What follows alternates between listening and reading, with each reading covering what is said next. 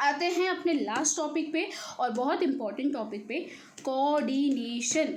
Coordination मतलब, अरे यार कोऑर्डिनेशन बहुत इंपॉर्टेंट फंक्शन है। वो अपना मैनेज प्रोसेस का एक पार्ट नहीं है, बट वो एक एसेंशियल बोलते हैं ना कंपोनेंट है मैनेजमेंट का, जिसके बिना सारे काम शायद अच्छे से परफॉर्म ना हो सके। कोऑर्डिनेशन देखो अपन लोग एक बार रीड कर लेते हैं। You have understood by now that a manager had to perform 5 interrelated functions in the process of managing an organization, which is a system made up of different interlinked and interdependent subsystems. A manager has to link this diverse function toward achievement of common goal. The process by which a manager synchronizes the activity of different departments is called coordination. Very important, very important, very important. ऐसी process अपन ने अभी तक क्या पढ़ा, पांच अपन को functions करने पड़ते हैं, उसको ये पांचों फंक्शन को इंटर रिलेट करके अपने ऑब्जेक्टिव को फुलफिल करना पड़ता है। एक ये मैनेजर ये सारे जो अलग अलग लोग एफर्ट्स डाल रहे हैं उसको कोऑर्डिनेट और सिंक्रोनाइज करेगा कैसे।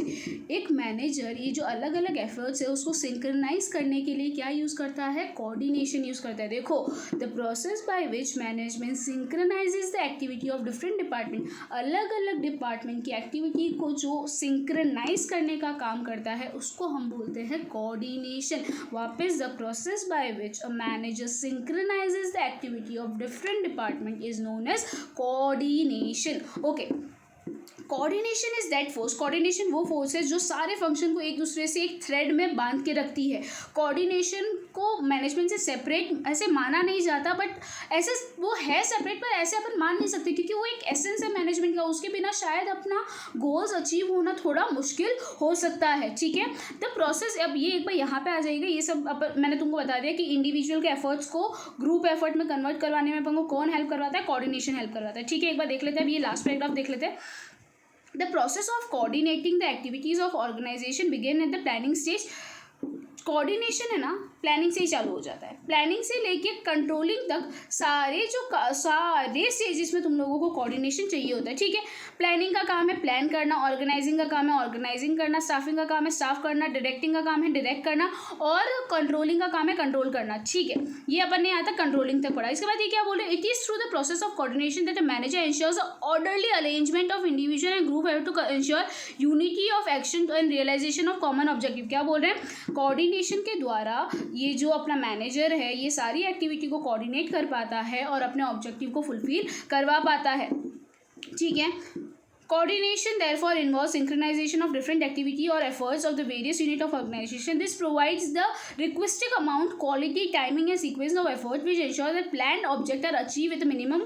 क्या बोल रहे हैं, ये क्या कोऑर्डिनेशन अपन लोगों को सही अमाउंट, सही टाइमिंग और सही सीक्वेंस बताता है अपने एफर्ट्स डालने की, ताकि अपने सारे जो ऑब्जेक्टिव है वो प्लान्ड वे में अचीव हो जाए बिना कोई कॉन्फ्लिक्ट के। वापस, कोऑर्डिनेशन अपन लोगों को कितना एफर्ट्स डालना है, कब एफर्ट्स डालना है, किस सीक्वेंस में एफर्ट डालना है, किस तरह से उसको सिंक्रोनाइज करना है ताकि अपने ऑब्जेक्टिव फुलफिल हो जाए बिना कोई झगड़े कॉन्फ्लिक्ट के, उसको हम कोऑर्डिनेशन बोलते हैं। ओके स्टूडेंट्स, आगे आते हैं अपन कैरेक्टरिस्टिक्स ऑफ कोऑर्डिनेशन। ये मैं एकदम डिटेल नहीं, मैं तुम लोगों को एग्जैक्ट इसके मीनिंग समझाती जाऊंगी। सबसे फर्स्ट क्या है, coordination integrates good group efforts. अरे यार, एक ऑर्गेनाइजेशन में बहुत सारे इंडिविजुअल है जिनके बहुत अलग अलग इंटरेस्ट है, हर बंदे का अलग अलग इंटरेस्ट है। तो एक कोऑर्डिनेशन का काम क्या है, ये सारे इंटरेस्ट को एक साथ लाना ताकि वो लोग ग्रुप में काम कर सके और ग्रुप में एफर्ट्स आ सके। एक बात समझना, बिना कोऑर्डिनेशन के ग्रुप काम नहीं कर पाएगा, इसीलिए कोऑर्डिनेशन का काम क्या है, ग्रुप एफर्ट्स को एक साथ लाना। सेकेंड काम क्या है, coordination ensures unity of action. मतलब एक ऑर्गेनाइजेशन के अंदर बहुत सारे डिपार्टमेंट्स हैं। ठीक है, हर डिपार्टमेंट के एक्शंस को आपको कोऑर्डिनेट करना पड़ेगा।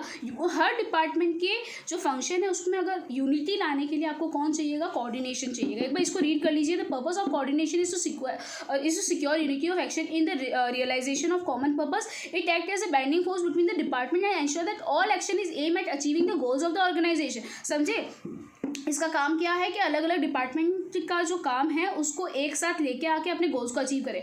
ऊपर वाला पॉइंट था इंडिविजुअल को ग्रुप में काम करवाना, नीचे वाला है अलग अलग ग्रुप को एक साथ काम करवाना ताकि कॉमन गोल्स अचीव हो सके। आया समझ? इसके बाद थर्ड पॉइंट है coordination is a continuous process. मतलब कोऑर्डिनेशन ऐसा फंक्शन है जो प्लानिंग से चालू हो जाता है, जो कंट्रोलिंग तक चलता ही जाता है। एक बात समझो, अपन लोगों को अपने वर्कफोर्स को कंटिन्यूसली मैनेज करना पड़ता है। ऐसा नहीं आपने एक बार उनको समझा दिया बस बहुत हो गया, नहीं। कोऑर्डिनेशन प्लानिंग में भी चाहिए, ऑर्गेनाइजिंग में भी चाहिए, स्टाफिंग में भी चाहिए, डायरेक्टिंग में भी चाहिए, कंट्रोलिंग में भी चाहिए। एक एग्जांपल पढ़ लेते हैं।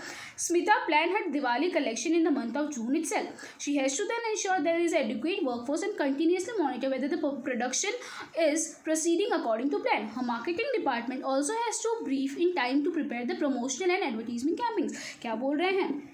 दिवाली का काम वो पहले से जून में ही चालू कर देती है।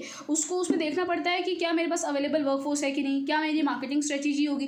तो उसको कंटिन्यूसली पहले से ही प्लानिंग, ऐसा नहीं कि उसने एक प्लानिंग खत्म की बस उसका काम खत्म, नहीं। एक प्लानिंग खत्म होती है उसके बाद दूसरी प्लानिंग चालू हो जाती है, दूसरा काम चालू हो जाता है। तो कोऑर्डिनेशन आपको हर लेवल पे चाहिएगा। कोऑर्डिनेशन वन टाइम फंक्शन नहीं है, कोऑर्डिनेशन आपको प्लानिंग स्टेज पे भी चाहिएगा ताकि हर वो देख सके।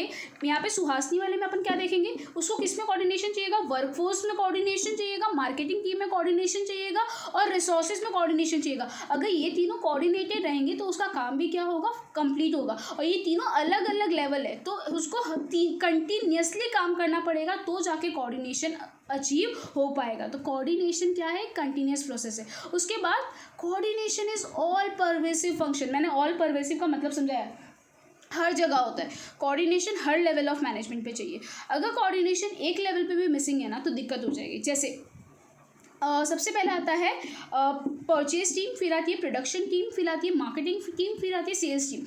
ये अलग अलग लेवल ऑफ मैनेजमेंट पे आता है, ठीक है। अब अपन देखते हैं सबसे पहले अगर प्रोडक्शन टीम ने परचेज टीम ने प्रोडक्शन टीम के हिसाब से परचेज नहीं किया तो क्या होगा, प्रोडक्शन टीम वाला कम ही बना पाएगा। अगर उसने कम बनाया तो मार्केटिंग भी कम होगी और सेल्स भी क्या हो जाएगी, कम हो जाएगी। तो इस वजह से क्या होता है ना, तुम्हारा पूरा प्रोसेस मैशअप हो जाता है। तो मैशअप और केओस हटाने के लिए आपको कोऑर्डिनेशन हर लेवल पे चाहिए होता है। इसीलिए कोऑर्डिनेशन क्या है, ऑल परवेसिव, वो हर लेवल ऑफ मैनेजमेंट पे अवेलेबल है। एक बार देख लो, coordination is required at all level of management due to interdependent nature of the activity of various department. It integrate the efforts of different department and different levels. The purchase, production and the sale department efforts have to be coordinated, ठीक है।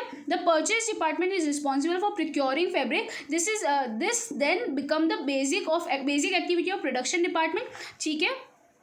And finally sales take place. If fabric purchased, sorry,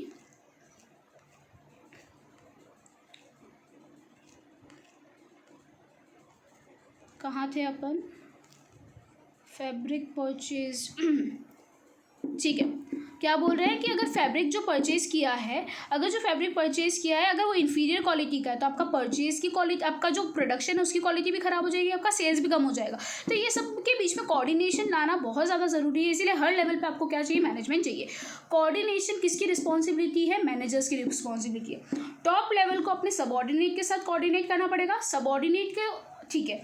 middle level को अपने operational managers के साथ coordinate करना पड़ेगा, operational level को अपने सुपरवाइजर एंड फोरमैन के साथ कोऑर्डिनेट करना पड़ेगा। अगर ये सब एक दूसरे के साथ कोऑर्डिनेट होकर नहीं चले तो जो अपन ने प्लानिंग की है वो पूरी क्या हो जाएगी, फेल हो जाएगी। इसीलिए कोऑर्डिनेशन किसका है, काम है, कोऑर्डिनेशन हर मैनेजर का काम है। टॉप मैनेजमेंट हो, मिडिल मैनेजमेंट हो या ऑपरेशनल मैनेजर हो, तीनों मैनेजर को ध्यान रखना है कि कोऑर्डिनेशन अचीव हो। उसके बाद लास्ट है coordination is a deliberate function. Coordination एक बहुत कॉन्शियसली और डेलिब्रेट मैनर में अपन को अचीव कर सकते हैं। अपन ऐसा नहीं कि ऐसे ही कोऑर्डिनेशन आ जाएगा, नहीं। कोऑर्डिनेशन में के लिए आपको कोऑपरेशन भी चाहिए। कोऑपरेशन मतलब, कोऑपरेशन और कोऑर्डिनेशन में क्या फ़र्क है, एक दूसरे के साथ कोऑपरेट करके चलना, एक दूसरे के साथ कोऑर्डिनेट। कोऑपरेट मतलब एक दूसरे के साथ समझ के चलना, कोऑर्डिनेट मतलब हाँ उसको ये काम करना है तो वो यही काम करे, उसको ये काम करना है तो वो यही काम करे, ये कोऑर्डिनेशन होता है, ठीक है। कोऑपरेशन मतलब ठीक है वो जो कर रहा है मैं कुछ बोलूँगा नहीं, मैं अच्छे से उसके साथ मिलजुल के रहूँगा, this is cooperation. And coordination मतलब जो एक्चुअल में काम करना है हम लोग उसी लाइन में काम कर रहे हैं, ठीक है। तो ऐसा बोल रहे हैं कोऑर्डिनेशन एक डेलिब्रेट फंक्शन है जिसमें हमको बहुत ध्यान रखना पड़ता है। और ऐसा बोल रहे हैं, इवन देखो यहाँ से पढ़ते हैं, Even when manager of department willingly cooperate and work, coordination give the direction to the willing spirit. Cooperation in the absence of coordination may lead to wasted effort and coordination without cooperation will lead to dissatisfaction. ऐसा बोल रहे हैं आप लोगों ने cooperate कर दिया पर कोऑर्डिनेशन नहीं है तो आपके जो एफर्ट्स है वो काम नहीं आएंगे. आप लोगों ने कोऑर्डिनेट कर दिया पर कॉपरेशन नहीं है मतलब वो एक दूसरे से खुश नहीं है तो वो लोग एक दूसरे से फिर क्या होगा उनको काम में सेटिस्फेक्शन नहीं मिलेगा. इसीलिए कोऑर्डिनेशन बहुत इंपॉर्टेंट फंक्शन है. उसको आप मैनेजमेंट से सेपरेट नहीं कर सकते. उसके बिना आपके सारे मैनेजमेंट फंक्शन क्या हो सकते हैं खराब हो सकते हैं. तो एक बार सारे पॉइंट्स हेड पॉइंट्स अपन वापस रिवाइज कर लेते हैं. क्या थे कोऑर्डिनेशन के?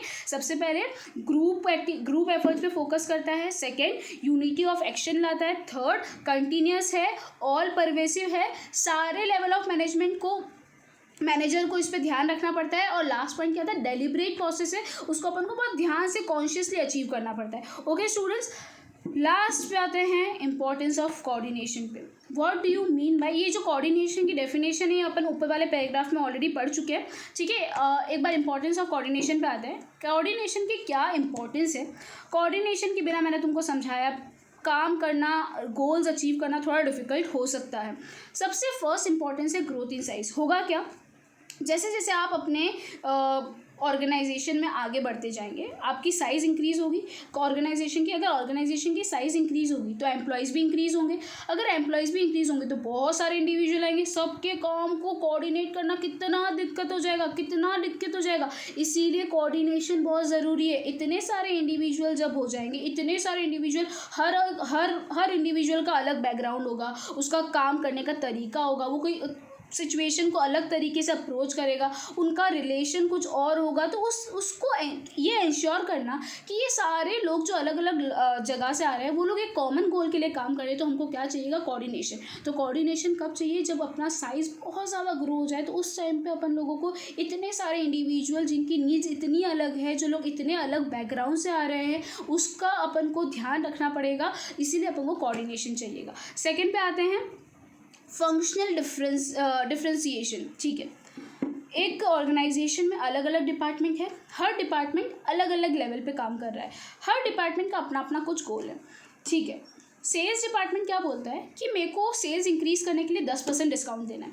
पर फिनेंस डिपार्टमेंट बोलता है नहीं, क्योंकि तू अगर डिस्काउंट देगा तो मेरा तो लॉस हो जाएगा, तेरी सेल्स तो इंक्रीज़ हो जाएगी, तेरा टारगेट रीच हो जाएगा, पर मेरा फिनेंस डिपार्टमेंट का जो प्रॉफिट का टारगेट है वो रीच नहीं होगा.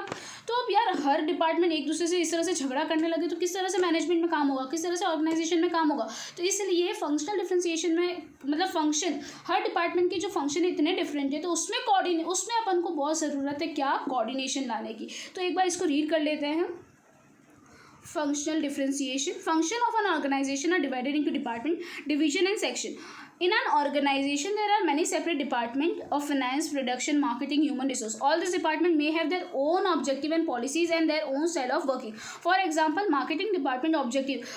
मार्केटिंग डिपार्टमेंट बोलता है सेल इंक्रीज़ करने के लिए 10% हम लोग क्या दे रहे हैं? डिस्काउंट दे रहे हैं. पर फिनेंस डिपार्टमेंट क्या बोलता है कि नहीं, मैं तो ये नहीं मानूंगा क्योंकि मेरे को क्या हो जाएगा? लॉस ऑफ रेवेन्यू हो जाएगा. तो इस तरह से कॉन्फ्लिक्ट आ सकता है. तो ये कॉन्फ्लिक्ट हटाने के लिए हम लोगों को क्या चाहिएगा? कोऑर्डिनेशन चाहिएगा. ठीक है, उसके बाद however all department and individual are interdependent and they have to depend on each other for information to perform activity. Obviously बात है, हर डिपार्टमेंट एक दूसरे पे इंटरडिपेंडेंट है. प्रोक्योरमेंट वाला यही नहीं बताएगा कि उससे कितना रॉ मटेरियल खरीदा है, तो अपन कितना प्रोडक्शन करें हम लोगों को वो नहीं पता चलेगा. इसीलिए हर डिपार्टमेंट एक दूसरे के ऊपर डिपेंडेंट है. तो उन लोगों को कोऑर्डिनेशन मेंटेन करके चलना पड़ेगा, तो ही हमारा जो ऑर्गेनाइजेशन के वो गोल्स अचीव हो पाएंगे. तीसरी जगह जहाँ पे कोऑर्डिनेशन काम आता है स्पेशलाइजेशन में. आज के टाइम में एक ऑर्गेनाइजेशन में बहुत हाई लेवल ऑफ स्पेशलाइजेशन चाहिए. ये स्पेशलाइजेशन लाने के लिए आपको मॉडर्न टेक्नोलॉजी यूज़ करना पड़ेगा. मॉडर्न टेक्नोलॉजी यूज़ करने के लिए आपको एक्सपर्ट लोग चाहिए. ये जो एक्सपर्ट लोग होते हैं ना, वो लोग क्या सोचते हैं कि हम लोग सबसे होशियार हैं, हमसे होशियार कोई भी नहीं है. ठीक है, हम लोगों के बिना तो ऑर्गेनाइजेशन चल ही नहीं सकती. वो किसी के सजेशन नहीं मानते, वो किसी की बात नहीं मानते. कोई उनको कुछ टोक देता, वो बोलता है कि तुमको नहीं आता, हम एक्सपर्ट हैं, हमको आता है. तो इस सिचुएशन में अगर ये जो नॉर्मल एम्प्लॉयज़ है, एक्सपर्ट्स है, उनमें अगर कोऑर्डिनेशन नहीं बैठा तो कॉन्फ्लिक्ट होंगे, और कॉन्फ्लिक्ट होंगे उस वजह से क्या होगा? आप लोगों की ऑर्गेनाइजेशन में दिक्कत आएगी. तो एक बार पढ़ो. Modern organizations are characterized by high degree of specialization. Specialization arises out of complexities of modern technology and diversity of the tasks to be performed. Organization therefore needs employ a member of specialists. Specialists usually think that they are only qualified to their professional criteria. They do not take advice or suggestion from anybody in any manner. ठीक है, इस वजह से conflicts हो सकते हैं. Therefore some coordination is required. इसीलिए coordination होना बहुत ज़्यादा ज़रूरी है. लास्ट पे आते हैं management in the 21st century. Even as you read this chapter the organisation and the management are changing as boundaries between cultures and nations get blurred and new communication technology make it possible to think of the world as global village. The scope of inter relationship and intercultural relationship is rapidly expanding. The modern organization is a global organization that has managed in a globally perspective. What does this employee? ऐसा बोल रहे हैं आज के time में जो national boundaries है वो धीरे धीरे क्या होने लग गई, हटने लग गई है. मतलब आज के टाइम में ऐसा नहीं है कि अमेरिका से इंडिया में गुजरना थोड़ा डिफिकल्ट हो गया. नहीं, आज के टाइम में वर्ल्ड क्या हो गया, ग्लोबल विलेज हो गया. तो आज के टाइम में मैनेजमेंट का जो टर्म है ना, वो उसका रिलेशन भी थोड़ा सा चेंज हो रहा है. मैनेजमेंट करने का तरीका भी चेंज हो रहा है. ठीक है स्टूडेंट्स, ये लास्ट वाला इतना कुछ इंपॉर्टेंट नहीं था. एक बार लास्ट में वापस एक बार मैं आप लोगों को सारी चीज़ें रिवाइज करवा देती हूँ. स्टार्टिंग से अपन आते हैं. सबसे पहले अपन ने मैनेजमेंट की डेफिनेशन पढ़ी थी. मैनेजमेंट की डेफिनेशंस में ठीक है आपको याद रखना है. उसके बाद अपन लोग कहाँ पे थे, अब इफेक्टिवनेस और एफिशिएंसी के बीच में क्या डिफरेंस है. इफेक्टिव मतलब क्या, सिर्फ और सिर्फ काम हो जाना. और एफिशिएंसी मतलब क्या, सही ढंग से और कम पैसों में काम होना. कैरेक्टरिस्टिक्स ऑफ मैनेजमेंट में क्या आता था, मैनेजमेंट इज गोल ओरिएंटेड. उसके बाद management is all pervasive. Management is multi dimensional. Multi dimensional में क्या क्या आएगा, management of work, management of people, management of operation. उसके बाद अपन लोगों ने क्या देखा, management is a continuous process, management is a group activity. उसके बाद management is a dynamic function, management is intangible. इतना समझ आया. अब आते हैं इंपॉर्टेंस. इंपॉर्टेंस में क्या नहीं, ऑब्जेक्टिव मैंने बताया था 3 ऑब्जेक्टिव. ऑर्गेनाइजेशन के खुद के कुछ ऑब्जेक्टिव, ऑर्गेनाइजेशन की सोसाइटी के टूवर्ड्स कुछ ऑब्जेक्टिव, और ऑर्गेनाइजेशन में जो एम्प्लॉयज़ हैं उनके कुछ पर्सनल ऑब्जेक्टिव. तो 3 ऑब्जेक्टिव, ऑर्गेनाइजेशनल ऑब्जेक्टिव, सेकेंड क्या था तुम लोगों का, सोशल ऑब्जेक्टिव. थर्ड क्या है तुम लोगों का, ये पर्सनल ऑब्जेक्टिव. ठीक है स्टूडेंट्स, आगे आते हैं. Importance of management group goals achieve करने में हेल्प करवाता है. सेकेंड, मैनेजमेंट एफिशिएंसी को इंक्रीज़ करवाता है. डायनेमिक, जब बहुत ज़्यादा चेंज हो रहा होता है एनवायरनमेंट तो उस टाइम सर्वाइव करवाने में हेल्प करवाता है. पर्सनल ऑब्जेक्टिव्स को फुलफिल करवाने में हेल्प करवाता है. और सोसाइटी को भी डेवलप करवाने में हेल्प करवाता है. वापस किसको डेवलप करवाता है, पर्सनल के ऑब्जेक्टिव को, फिर सोसाइटी को. डायनेमिक में काम आता है और क्या करता है, एफिशिएंसी इंक्रीज़ करता है. और क्या करता है, अपने ग्रुप गोल्स को अचीव करने में हेल्प करवाता है. ठीक है. नेचर ऑफ मैनेजमेंट में अपन ने देखा था, management as science, management as art, management as profession. Management as art में अपन ने देखा था कि आर्ट क्या होता है, जब आपके पास जो अवेलेबल नॉलेज है उसको आप एकदम प्रोफेशनली यूज़ करें और एक क्रिएटिवली यूज़ करें. क्या क्या कैरेक्टरिस्टिक्स थे, एग्जिस्टेंस ऑफ थियोरेटिकल नॉलेज जो मैनेजमेंट में भी होता है, पर्सनलाइज एप्लीकेशन जो मैनेजमेंट में भी होता है, और based on practice and creativity जो मैनेजमेंट में भी होता है. फिर मैनेजमेंट या साइंस में अपन ने क्या कैरेक्टरिस्टिक्स देखे थे, systematic body of knowledge based on experiment and universal validity. Systematic body of knowledge इसमें मैनेजमेंट में भी होता था.